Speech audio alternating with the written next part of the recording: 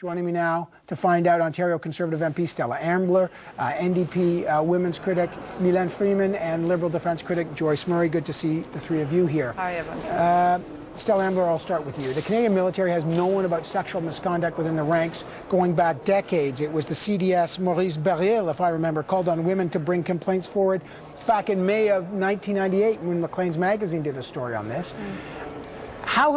Who is accountable for letting this culture hostile to women flourish? Is it General Lawson? Is it the minister? Who is accountable? First of all, let me say this is completely unacceptable. No one should have to put up with this kind of disgusting behavior. And so I'm actually pleased that this report, this independent external report, has laid this out so clearly and has put forward such strong recommendations. And so in terms of accountability, I guess I would have to say that it's also a good sign and a positive step that the Armed Forces has come forward, the Chief of Defence Staff has come forward and has said that they accept all of the recommendations and that they're planning on taking action on that. First of all, they've only accepted 2. They've accepted 8 in principle. They haven't accepted an independent office, probably the most important one. But let me just ask, from a government point of view and the minister's point of view, let me show you a clip. This is the CDS, General Tom Lawson, at committee 1 year ago, after there was another investigation by the military itself into the culture of sexual abuse and sexual harassment. They said things were fine. The picture for women, they said, was really, really good. He was pressed about it at committee. Here's what he said 12 months ago. Check this out. I do not accept from any quarter the notion that sexual misconduct is simply part of our military culture. A year ago, he insisted it's not part of the culture. Today, the report, and he admitted it is part of the culture, and it needs a culture change. Who is responsible for letting Canadians and officials know that there was no problem a year ago, and when that picture has now proven to be fundamentally inaccurate? As I say, this is absolutely unacceptable, and I think the report has shown us all that. It's enlightening in a horrible way. This is something that it can't happen.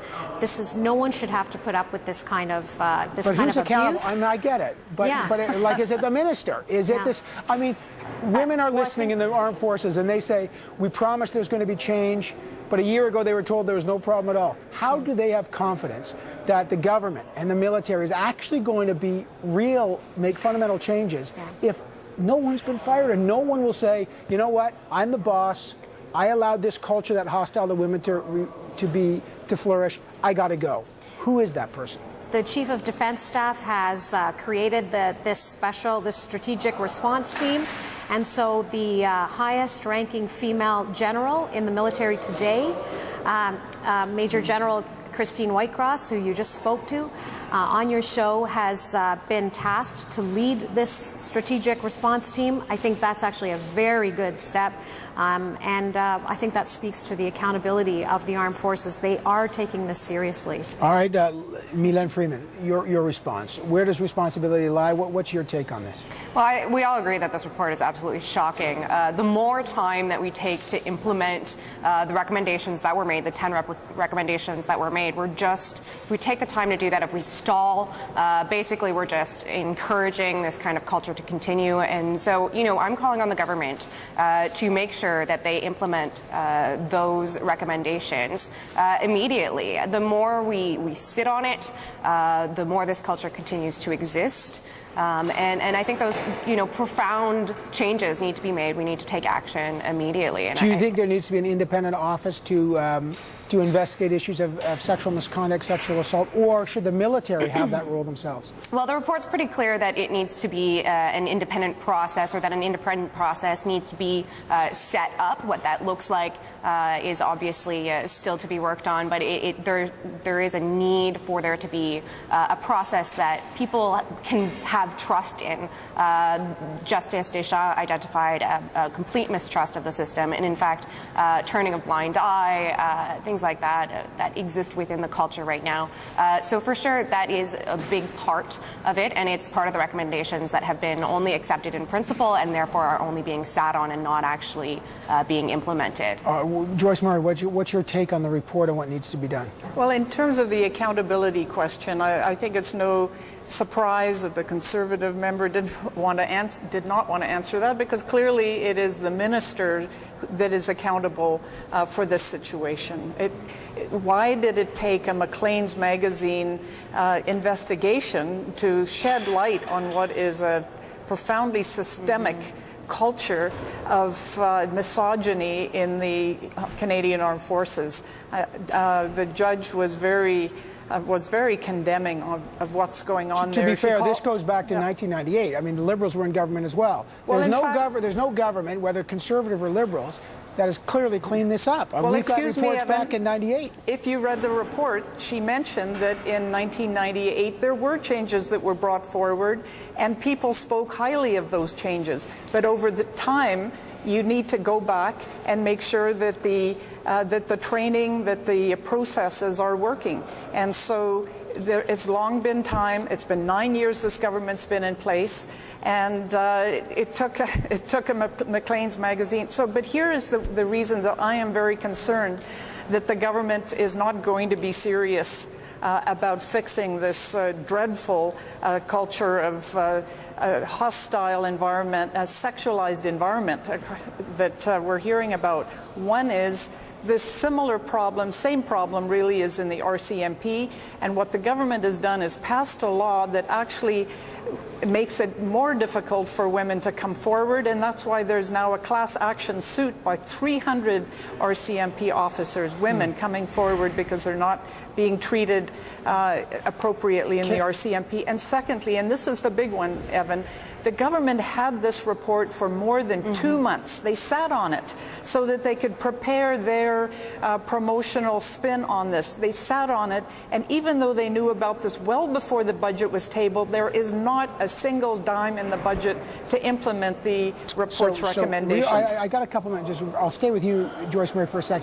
Are you calling for the minister? You say the minister is responsible. Should the minister resign over something like this or not? Well, he should start by accepting responsibility and apologize to the members of the armed forces, because it's not just the women and the LGBTQ members who have been so directly affected. It is the entire culture and atmosphere in the forces that has been degraded by the situation. He should apologize. He should promise to take action, and he should have a budget to do that. He doesn't have a thin dime in this budget to respond to this report. Mylène Freeman, we're talking about accountability. Should someone take ultimate responsibility and resign or be fired? We're just trying to get the accountability question, or maybe not. Should it be the chief of the defense staff? Should it be the minister? What's your view? My view here is that we really just need to take action, very concrete action. Like Joyce said, you know, the government's had this report for a while. They could have been working on implementing the recommendations, working to take concrete action. We're talking about, you know, the people who put their lives on the line for us every single day. Well, what's the concrete action? Is it the independent office? Is that what you want?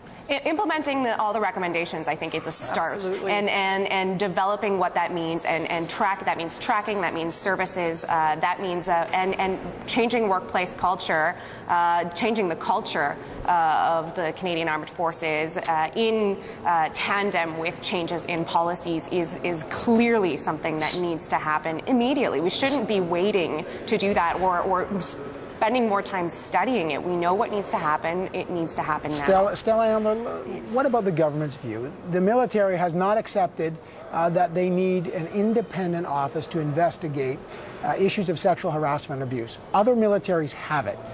The military clearly today said they're going to investigate. They're not sure. They've got all sorts of issues with that. But Madame Deschamps says that it's critical. It's her third recommendation. Right. Does your government support an independent body to investigate sexual abuse inside the military? Well, Yes, that is one of the recommendations, and so the Chief of Defence Staff did say today that they accept them and will implement all of them through in this principle. Through this strategic. In principle well, only. Supporting it in principle means you support it. No, so no. To be fair, let me just Stella Ambler, just to be fair. They've said that they're going to implement he did all not, of them in due course, and so. No. To be fair, I just spoke to Major General Whitecross. She did not confirm that they would do an independent office. She said we will investigate the idea, but it's very clear they haven't. And so my question: does the government want an independent office or the military to investigate it themselves? What really matters is what Christine Whitecross, the Major General and the leader of the strategic response team, decides to do, because it's up to the Canadian Armed Forces to decide. But why would you trust the Canadian Armed Forces if their record has, according to this report, and I don't want to tar anyone with a brush, but this report says their record has been, and I'm using the word in the report, atrocious. Right, and that's exactly why this external independent report is so important. And as I said, the Chief of Defence Staff today has said that this report has shed light, and that it's important that we don't sweep this under the rug, and that we do take it seriously. To be fair, I got 30 seconds.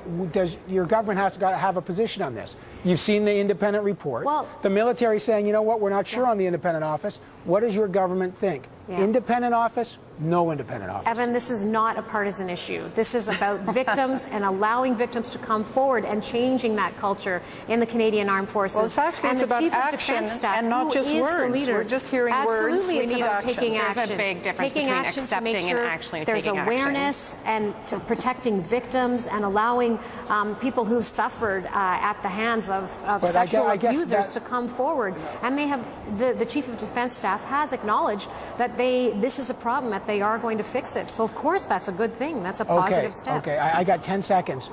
If you had this report for months, why was there no money in the budget to help the military deal with recruiting more women, which is in this report, or establishing some kind of office? Should there have been a line item to give the military more money specifically on this issue? I am not impressed by the Liberals who are trying to make this into a partisan issue when it is clearly not.